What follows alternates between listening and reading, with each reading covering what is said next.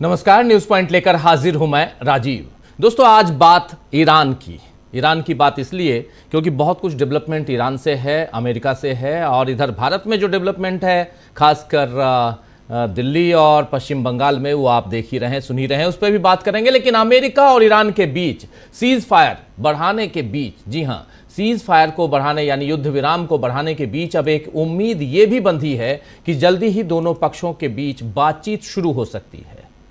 Iran के विदेश मंत्री सैयद अब्बास अरागची कल रात इस्लामाबाद पहुंच चुके हैं और आज उन्होंने प्रधानमंत्री शहबाज शरीफ और उनसे पहले सेना प्रमुख और फील्ड मार्शल आसिम मुनीर से मुलाकात की। इस दौरान पाकिस्तान के विदेश मंत्री इशाक डार और सेना प्रमुख आसिम मुनीर भी मौजूद थे, ये बात बताई गई है। और वहीं अमेरिका की तरफ से राष्ट्रपति डोनाल्ड ट्रंप ने अपने विशेष दूत स्टीव विटकॉफ और दामाद जेरेड कुशनर को भी पाकिस्तान रवाना कर दिया है।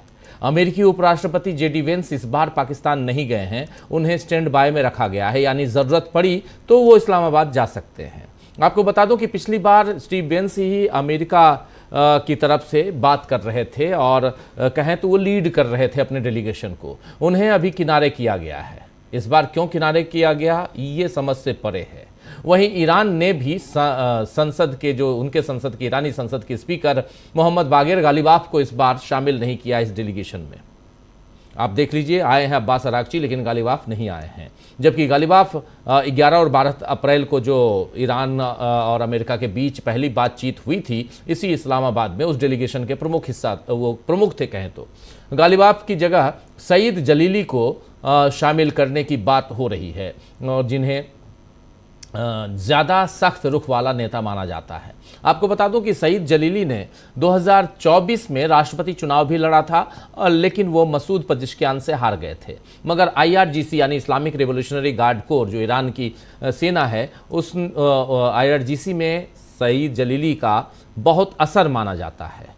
एक दशक पहले पश्चिमी देशों और ईरान के बीच जो परमाणु हथियारों पर बातचीत हुई थी, सईद जलीली उसके वार्ताकार रहे हैं। परमाणु हथियार को लेकर उनका आक्रामक रुख रहा है शुरुआत से ही। इससे ये संकेत मिल रहा है कि ईरान के अंदर दो लाइनें चल रही हैं। एक तरफ वे लोग हैं जो बातचीत को थोड़ा लचीला बनाना चाहते हैं, और दूसरी तरफ वे लोग हैं जो सख्त रुख रखना चाहते हैं, खासकर परमाणु मुद्दे पर। ईरान हर तरह से वार्ता में अपना हाथ ऊपर रखकर ही शामिल होना चाहता है, ये तय है। जैसे व्हाइट हाउस ने कहा है कि अमेरिकी डेलीगेशन पाकिस्तान में ईरान के साथ सीधे शांति वार्ता करेंगे। अमेरिकी डेलीगेशन जो होगा वो पाकिस्तान में सीधे शांति वार्ता करेगा। लेकिन ईरान की तरफ से विदेश मंत्रालय के प्रवक्ता इस्माइल बगाई ने कहा है कि ऐसी कोई बैठक तय नहीं है। उन्होंने सोशल मीडिया पर लिखा है कि ईरान अपनी बात सीधे अमेरिका से नहीं बल्कि पाकिस्तान के अधिकारियों के जरिए पहुंचाएगा। मतलब अमेरिका जो कहेगा, जो चाहेगा, ईरान उसे मान लेगा। ऐसा नहीं है। अमेरिका अगर ऐसा मानता है, सोचता है, तो यह गलत सोचता है। ईरान का रुख अब भी सख्त है। यह संदेश इस्लामाबाद से अमेरिका और पूरी दुनिया को दिया जा चुका है। वैसे अब्बास अरागची पाकिस्तान के बाद रूस और ओमान की यात्रा पर जाएंगे। आपको पता है कि रूस की राजधानी मॉस्को और ओमान की राजधानी मस्कट, इन दोनों देशों की यात्रा पर, दोनों राजधानियों की यात्रा पर पाकिस्तान के बाद वो निकलेंगे, यानी इस्लामाबाद से निकलेंगे अब्बास अरागची। CNN की रिपोर्ट के मुताबिक इसके बाद वो यानी इस्लामाबाद के बाद वो मॉस्को जाएंगे और मॉस्को से मस्कट जाएंगे। रूस के राष्ट्रपति व्लादिमीर पुतिन को तेहरान का करीबी सहयोगी माना जाता है और ओमान पहले भी अमेरिका और ईरान के बीच संदेशवाहक की भूमिका निभा चुका है। आप जानते हैं कि जिनेवा में जो इन दोनों देशों के बीच शांति वार्ता चल रही थी इस जंग से पहले, उसमें ओमान ही मीडिएटर की भूमिका निभा रहा था। यानी अभी शांति वार्ता के अलावा भी कई और स्तरों पर, कई और लेवल पर समीकरण बन सकते हैं, ऐसा नजर आ रहा है। इस बीच ईरान में हालात सामान्य करने की कोशिशें जारी हैं। संघर्ष विराम के बीच तेहरान का मुख्य इंटरनेशनल एयरपोर्ट इमाम खुमैनी को फिर से खोल दिया गया है और उड़ानें दोबारा शुरू कर दी गई हैं। तेहरान टाइम्स के मुताबिक ईरानी एयरलाइंस की ये उड़ानें शनिवार को यानी आज इस्तांबुल और मस्कट के लिए रवाना हुई। आपको बता दूं कि ये फैसला ऐसे समय लिया गया है जब इस क्षेत्र में सीज फायर लागू है। युद्ध के कारण कई हफ्तों से एयर ट्रैफिक प्रभावित था। एयर ट्रैफिक अधिकारियों ने कहा है कि धीरे धीरे और भी घरेलू और अंतर्राष्ट्रीय उड़ानें शुरू हो जाएंगी ताकि हवाई सेवाएं सामान्य हो सकें। यानी कहीं न कहीं शांति की तरफ ये इशारे हैं। जो जिस ढंग से हम देख रहे हैं कि अगर आप अपने एयर ट्रैफिक को खोल रहे हैं तो इसका मतलब है कि दोनों देश और खासकर ईरान अब ये देख रहा है कि शांति की तरफ हम लोग जा रहे हैं। वहीं राष्ट्रपति मसूद पेजेश्कियान की एक पोस्ट आई है जिसमें वो ईरान की जीत की बात कर रहे हैं। राष्ट्रपति मसूद पेजेश्कियान ने इस पोस्ट में लिखा है कि 5 मई को तबास में अमेरिका की ऐतिहासिक पराजय की वर्षगांठ है, जहां ईश्वर की सर्वोच्चता स्पष्ट रूप से प्रदर्शित हुई थी। इस वर्ष भी ईश्वर की कृपा से दक्षिणी इस्फहान में एक और तबास जैसी घटना घटी, जिससे यह सिद्ध हुआ कि तबास की रेत का ईश्वर ही इस भूमि के लोगों का रक्षक है। तबास की रेत का जो ईश्वर है वही इस भूमि का रक्षक है। मुझे आशा है कि ऐसी ऐतिहासिक पराजय विश्व की अहंकारी शक्तियों के लिए एक सबक साबित होंगी। इसी तरह का दावा ईरान के न्यायपालिका प्रमुख गुलाम हुसैन मोहसिनी एजेई ने भी किया है। और एजेई ने अमेरिका को कड़ी चेतावनी देते हुए कहा है कि अमेरिकी सेनाओं को इस्फहान और तबास में जो ऐतिहासिक हार का सामना करना पड़ा था, वही हार अब फारस की खाड़ी के पानी में दोहराई जाएगी।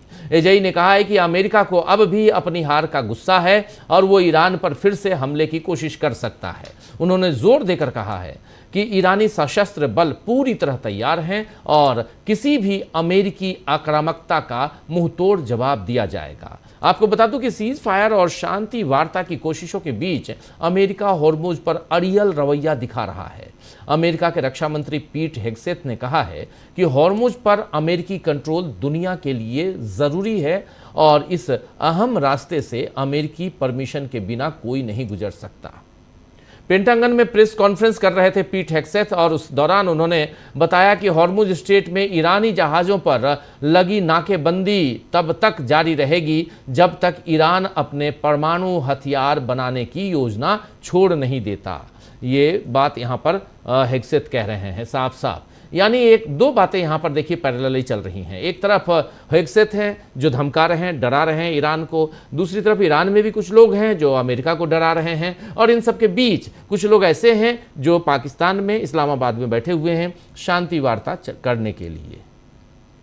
साथ ही उन्होंने यूरोप और एशिया के देशों यानी हेग्सेथ ने उस पर भी निशाना साधते हुए कहा है कि वो इस अहम समुद्री रास्ते की सुरक्षा में पर्याप्त योगदान नहीं दे रहे हैं। यानी यूरोप और जो एशिया के ऐसे देश हैं वो भी दुश्मनी निकाल रहे हैं अमेरिका से, और तो अमेरिका बिना बात विवाद को खींच रहा है, ये साफ दिखाई दे रहा है। ये सब देख रहे हैं, लेकिन ईरान उसे मुंहतोड़ जवाब दे रहा है।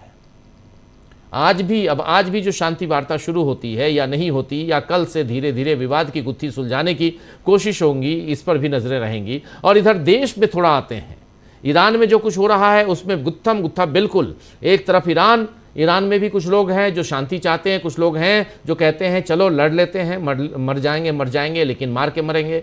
दूसरी तरफ अमेरिका है, वो पता नहीं किस गुमान में है, जो समझ चुका है कि यहाँ ईरान में दाल नहीं गलने वाली है। परमाणु बम के अलावा आपके सामने कोई विकल्प नहीं है, और परमाणु बम आप छोड़ नहीं सकते, ये भी तय है। परमाणु बम अगर आप गिरा दिए तो इसका मतलब है कि आप भी बर्बाद होंगे, और इस बात को डोनाल्ड ट्रंप अच्छी तरह से जानते हैं।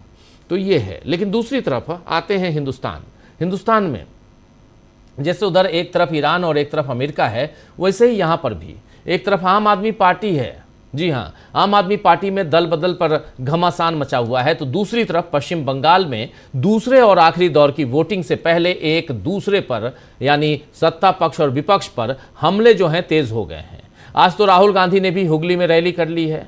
राहुल गांधी ने बीजेपी और टीएमसी दोनों पर खूब प्रहार किए हैं। वहीं टीएमसी ने बीजेपी को हराने का ऐलान कर दिया है। ये सारी चीजें हैं। तो किस तरह देश दुनिया में मची हुई है राजनीतिक हलचल, आज इसी पर चर्चा करेंगे। भारत की सियासत में कैसे भूचाल है, उधर ईरान ने कैसे अमेरिका को